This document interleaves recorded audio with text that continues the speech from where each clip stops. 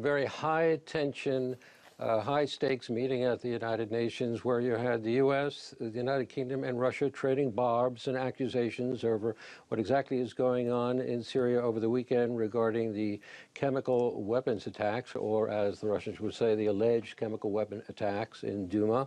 The Russian first lashed out, and he basically accused the U.S. and the U.K. of rhetoric that was basically creating a pretext for a missile attack that occurred on Syria today.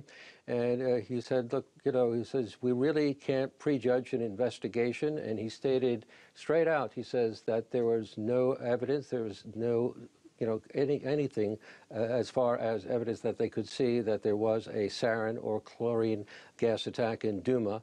That's the kind of thing that the Russians have classically done. Then we have Nikki Haley shooting back at the Russians, saying the Russians have the blood of dead Syrian children on their hands. Then she asked the question, what kind of monster does this, meaning the Assad regime? And she said that the U.S. was determined to make the Assad regime basically accountable for what's going on in Syria.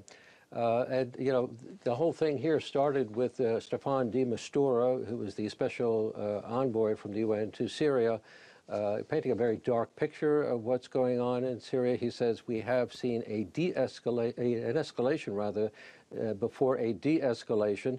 De Mistura, like the United States, is basically calling for immediate humanitarian access into Syria to see what has happened with the chemical weapons attacks. And the U.S., in their speech, was calling for, reinvigorating the joint investigative mechanism, whereby creating a brand new investigative panel to look into the chemical attacks in Syria.